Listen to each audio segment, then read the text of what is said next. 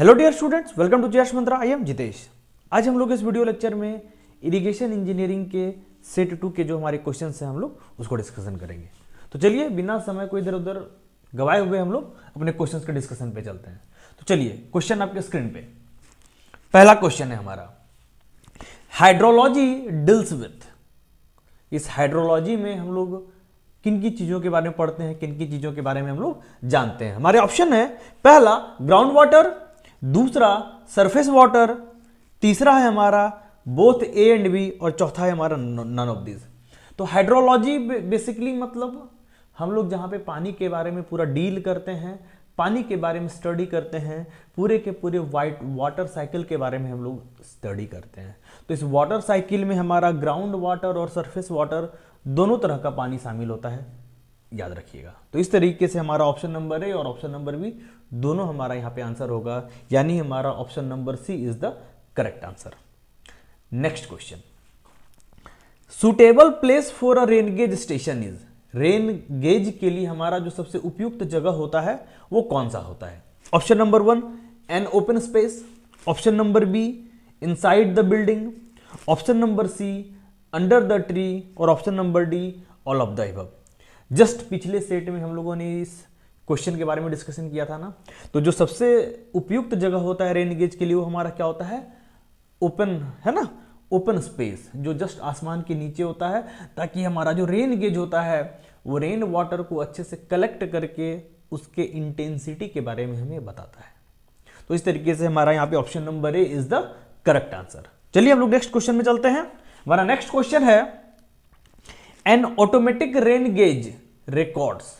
हमारा जो automatic rain gauge होता है वो रिकॉर्ड करता है। तो वो क्या रिकॉर्ड करता है? Option number A rainfall, option number B intensity of rainfall, option number C both A and B, और option number D none of this. तो हमारा ऑटोमेटिक रेनफॉल क्या रिकॉर्ड करता है? मैंने पढ़ाने के दरमियान हम लोगों ने डिस्कशन किया था, ये बेसिकली इंटेंसिटी ऑफ रेनफॉल ये मेजर करता है ना, कितने देर में कितनी बारिश हुई, यही हमारा इंटेंसिटी ऑफ रेनफॉल होता है। और ऑटोमेटिक हमारा जो रेन गेज होता है वो इसी को मेजर करता है, ध्यान रखिएगा।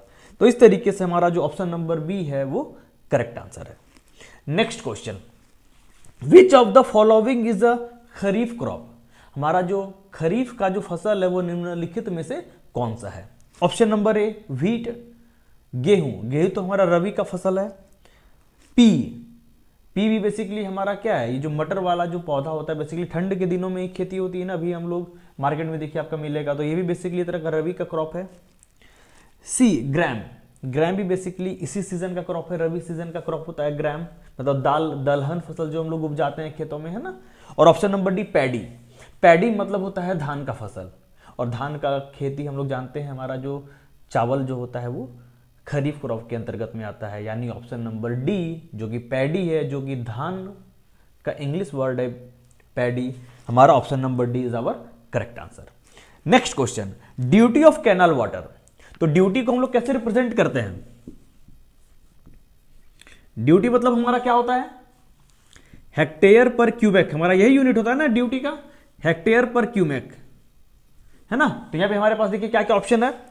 Duty of canal water is expressed in, option number A metre में रिप्रेजेंट करते हैं, option number B square metre में रिप्रेजेंट करते हैं, ऑप्शन नंबर सी हेक्टेयर में रिप्रेजेंट करते हैं, और option number D hectare per cumec, है ना। तो वहां पे एक्चुअली थोड़ा सा मिस्टेक हो गया है, क्यूमेक हमारा क्यूनी बन गया है बेसिकली, है ना, वो बेसिकली क्यूमेक होता है हमारा। तो option number D hectare per cumec, that's our answer, ध्यान रखिएगा।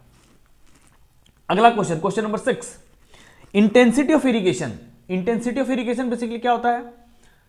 परसेंटेज ऑफ, हमारा दो तरह का एरिया हम लोगों ने पढ़ा था, क्या पढ़ा था? Gross command area, gross command area, और हम लोगों ने क्या पढ़ा था? Culturable command area. Gross command area मतलब जितनी जमीन होती है कि इरिगेशन प्रोजेक्ट में सब के सब हमारा ग्रॉस कमांड एरिया के अंतर्गत में आती है, और इस ग्रॉस कमांड एरिया में जितनी जमीन कृषि के लायक होती है हम लोग उसको कल्चरेबल कमांड एरिया बोलते हैं, ध्यान रखिएगा। और इस कल्चरेबल कमांड एरिया के कितने प्रतिशत भूमि में हम लोग एक्चुअल में खेती करते हैं, वही हमारा क्या कहलाता है? इंटेंसिटी ऑफ इरिगेशन, है ना। किस कल्चरेबल कमांड एरिया जो किसी कृषि के लायक भूमि है, तो इस भूमि में से हम लोग एक्चुअल में कितने में खेती करते हैं, तो उस percentage of culturable command area is basically our intensity of irrigation होता है ये। तो ऑप्शन नंबर 1 क्या है हमारा, output of water divided by input of water. ये तो कोई सेंस ही नहीं बनता इस ऑप्शन का। अगला ऑप्शन है input of water divided by out of water, कोई सेंस नहीं बनता है। Option number C both A and B. Option number D none of this, यानी हमारा ऑप्शन यहाँ पे क्या हो जाएगा, नन ऑफ दिस, क्योंकि वो percentage of culturable command area होता है, ध्यान रखिएगा, है ना। तो option number D is our correct answer. Next question, duty at the head of water course is called. Water course के हेड पे जो ड्यूटी होती है हम लोग उसे क्या बोलते हैं, तो हम लोग उसे आउटलेट फैक्टर बोलते हैं। मैंने पहले वीडियो क्या था ना, ब्रांच कैनाल हो या मेन कैनाल हो, बेसिकली कैनाल के आउटलेट पे, कैनाल के हेड पे हमें जो ड्यूटी मिलती है उसे हम लोग आउटलेट फैक्टर बोलते हैं या आउटलेट डिस्चार्ज फैक्टर बोलते हैं, ध्यान रखिएगा। तो हमारा पहला ऑप्शन है क्रॉप रेशियो। क्रॉप रेशियो तो ये होता ही नहीं है, तो दूसरा चीज है ना। अगला ऑप्शन है टाइम फैक्टर, ये भी दूसरा चीज है। तीसरा है कैपेसिटी फैक्टर और चौथा है आउटलेट डिस्चार्ज फैक्टर, यानी outlet discharge factor is our correct answer, यानी ऑप्शन नंबर डी हमारा करेक्ट आंसर है। Next question, the time period between first watering and last watering before harvesting of a crop is called. पहली बार जब हम लोग फसल को पानी देते हैं और फसल को काटने से पहले जो अंतिम बार पानी देते हैं हम लोग, है ना, तो पहली बार पानी देने से आखिरी बार पानी देने के बीच का जो पीरियड होता है, जो समय होता है, हम लोग उसको क्या बोलते हैं, तो इस पीरियड को हम लोग बेस पीरियड बोलते हैं। और फसल को रोपने से लेके फसल के काटने तक का जो वक्त होता है हम लोग उसे क्रॉप पीरियड बोलते हैं, ध्यान रखिएगा। नॉर्मली क्रॉप पीरियड हमारा बेस पीरियड से ज्यादा होगा और प्रैक्टिकल पर्पज से हम लोग क्रॉप पीरियड और बेस पीरियड को हम लोग एक मान लेते हैं, लेकिन वो एक्चुअल में क्रॉप पीरियड बड़ा होता है हमारा बेस पीरियड से, ध्यान रखिएगा, है ना। तो time between first watering and last watering before harvesting is called अपना बेस पीरियड, यानी option number B is our correct answer. Next question, the volume of water stored in the reservoir, the volume of water stored in the reservoir between the minimum pool and normal pool level is called. तो minimum जो level है हमारा पानी का और जो हमारा जो नॉर्मल लेवल है पानी का एक रिजर्वायर में, उसके बीच के गैप को हम लोग कौन सा स्टोरेज बोलते हैं। ऑप्शन नंबर ए सरचार्ज स्टोरेज। सरचार्ज स्टोरेज के लिए तो हम लोग क्या है, फ्री बोर्ड देते हैं रिजर्वायर में, अगर आप लोगों को ध्यान है तो, है ना, तो ये तो होगा नहीं। Option number B dead storage. Dead storage तो बेसिकली मेरा क्या है, मिनिमम पूल के नीचे हमारा जो लेवल होता है, मिनिमम पूल के नीचे हमारा जो स्टोरेज होता है उसको हम लोग डेड स्टोरेज बोलते हैं। Option number C useful storage और option number D bank storage. तो बैंक स्टोरेज करके वैसा कुछ टर्म होता नहीं है, तो हमारा जो आंसर यहां पे हो जाएगा वो हो जाएगा यूजफुल स्टोरेज, है ना। तो मिनिमम स्टोरेज और नॉर्मल स्टोरेज के बीच का जो स्टोरेज है उसको हम लोग यूजफुल स्टोरेज बोलते हैं, ध्यान रखिएगा। Option number 10, sorry question number 10, the dam which resist all the external forces by itself weight is called, है ना। तो डैम पे लगने वाले जितने भी एक्सटर्नल फोर्स होते हैं वो उनको अपने सेल्फ वेट से वो उसको बैलेंस करता है या उसको रेसिस्ट करता है। ऐसा कौन सा डैम होता है, हम लोगों ने लास्ट सेट में भी इस क्वेश्चन को डिस्कशन किया था, तो उसको हम लोग ग्रेविटी डैम बोलते हैं।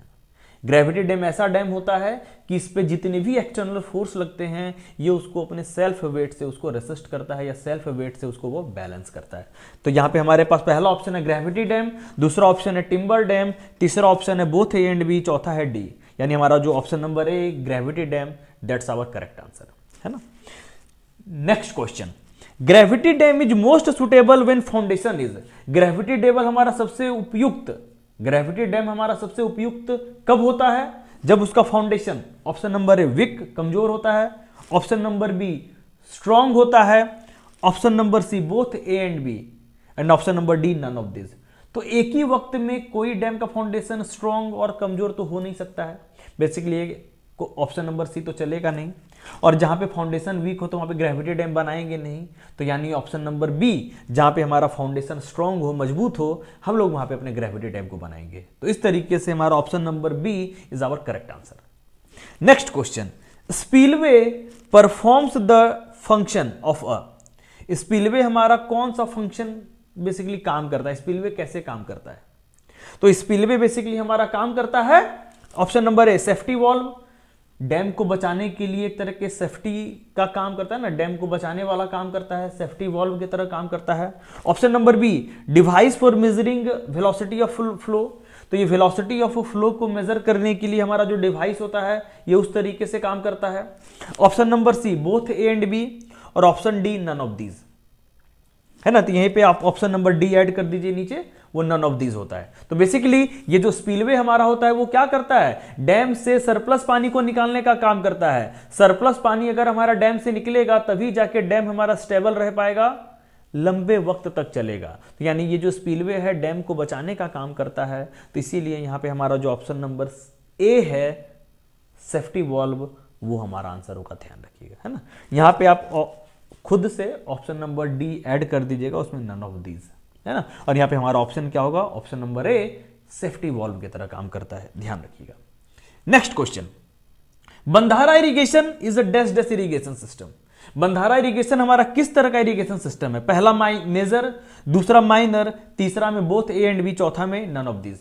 तो मेजर और माइनर ये एक ही वक्त तो हो नहीं सकता है, तो option number C cancel, option number D none of this ये भी कैंसिल। और बंधारा हमारा मेजर इरिगेशन प्रोजेक्ट है या माइनर, तो ध्यान रखिएगा बंधारा परकोलेशन टैंक और हमारा जो लिफ्ट इरिगेशन सिस्टम है ये हमारा माइनर इरिगेशन प्रोजेक्ट के कैटेगरी में आता है, ध्यान रखिएगा, है ना। हमारा माइनर इरिगेशन प्रोजेक्ट तीन तरह का होता है नॉर्मली, बंधारा, परकोलेशन टैंक और लिफ्ट इरिगेशन।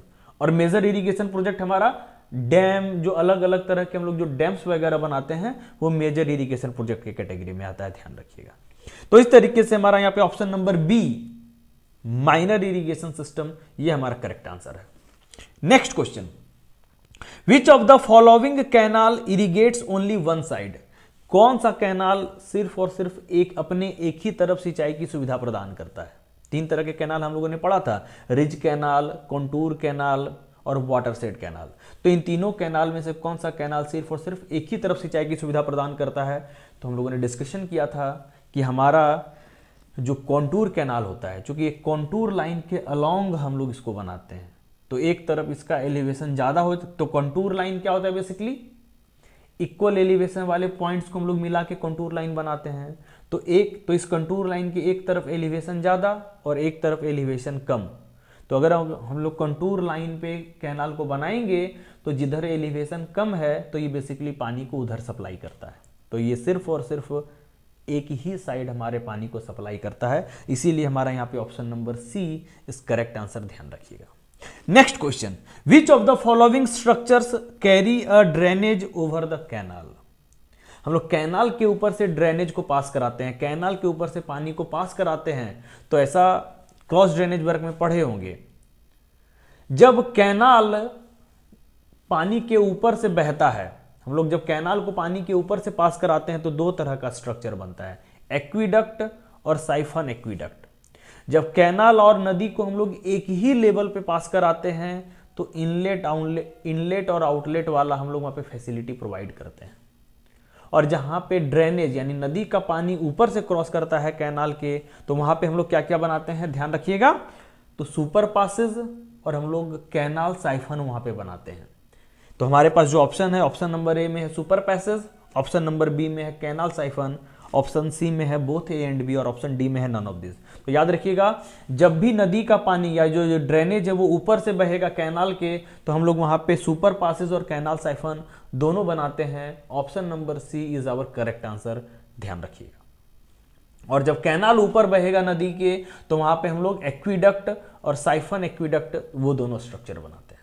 और जब दोनों नदी और कैनाल एक ही लेवल पे हो तो हम लोग वहां पे क्या बनाते हैं, इनलेट और आउटलेट बनाते हैं, है ना।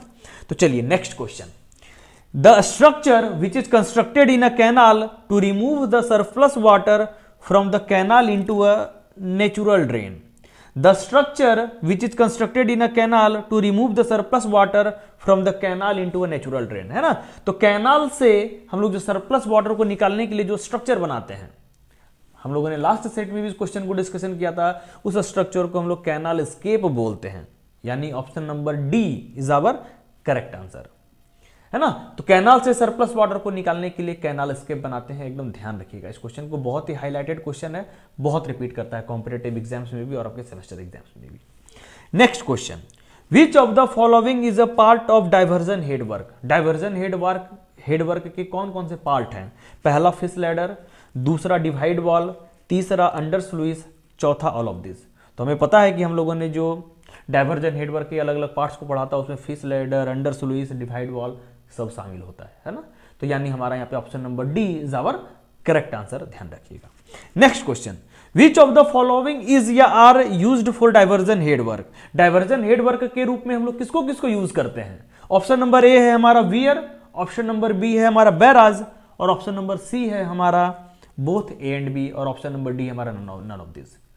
तो डाइवर्जन हेड वर्क में हम लोग वियर और बैराज दोनों को बनाते हैं, जैसी हमारी जरूरत, जहां पे वियर की आवश्यकता वहां पे वियर बनाते हैं, जहां पे बैराज की आवश्यकता वहां पे हम लोग बैराज बनाते हैं। तो इस तरीके से वियर और बैराज दोनों हमारा डाइवर्जन हेड वर्क की कैटेगरी में आता है। इस तरीके से हमारा option number C is our correct answer. Next question आपके स्क्रीन पे, trough spillway is also called. ये यहां पे थ्रू लिख दिया, बेसिकली ये ट्रफ होता है, TROUGH, ट्रफ स्पिलवे, है ना। ये यहां पे एच को लिख दिया, प्रिंटिंग मिस्टेक है ना, वहां पे थ्रू स्पिलवे लिख दिया है, होता है ट्रफ स्पिलवे। किसको बोलते हैं? अगर टाइप्स ऑफ स्पिलवे हम लोगों ने जो पढ़ा है, बेसिकली ये स्पिलवे ऐसे आपके डिप्लोमा के सिलेबस में नहीं पढ़ना था। ये ट्रफ स्पिलवे हम लोग बोलते हैं। देखिए हमारे क्या क्या ऑप्शन है उसको देखते हैं। ऑप्शन नंबर ए है हमारा siphon spillway, option number B है हमारा overflow spillway, option number C है हमारा साइडर चैनल स्पिलवे, और ऑप्शन नंबर डी है हमारा स्यूट स्पिलवे। तो ये ध्यान रखिएगा, ये जो ट्रफ स्पिलवे है हमारा स्यूट स्पिलवे को ही हम लोग बोलते हैं, जो कि है हमारा option number D suite spillway, ध्यान रखिएगा। तो इस ट्रफ स्पिलवे को ही हम लोग स्यूट स्पिलवे भी बोलते हैं। नेक्स्ट क्वेश्चन जो कि हमारा लास्ट क्वेश्चन है, failure due to seepage of an earthen dam can be controlled by. हम लोग जो अर्देन डैम में जो फेल्योर होता है सीपेज के कारण, हम लोग उसको कैसे कंट्रोल कर सकते हैं? पहला ऑप्शन हॉरिजेंटल ब्लैंकेट देके, दूसरा नंबर ऑप्शन चिन्नी ड्रेन देके, और सी ऑप्शन है बोथ ए एंड बी, और ऑप्शन नंबर डी है हमारा नन ऑफ दिस। तो ध्यान रखिएगा, अर्देन डैम को हम लोग जो सीपेज से बचाने के लिए हम लोग वहां पे हॉरिजेंटल ब्लैंकेट भी देते हैं, पूरा का पूरा बेसिकली एक तरह का स्टोन का लेयर होता है। और हमारा जो बी ऑप्शन है चिन्नी ड्रेन, हम लोग इसको भी करते हैं। इस तरीके से हमारा जो ऑप्शन नंबर सी है बोथ ए एंड बी, हमारा दोनों यहाँ पे आंसर होगा, ध्यान रखिएगा। तो इस तरीके से हमारा सेट यहाँ पे फिनिश होता है। मैं उम्मीद करता हूँ कि आपको इस सेट से बेनिफिट्स हो रहा है और आप लोग इसे इंजॉय कर रहे हैं। तो चलिए इस वीडियो लेक्चर को हम लोग यहाँ पे फिनिश करते हैं। नेक्स्ट वीडियो लेक्चर में हम लोग नए सेट्स के क्वेश्चन के साथ मिलेंगे। Thank you.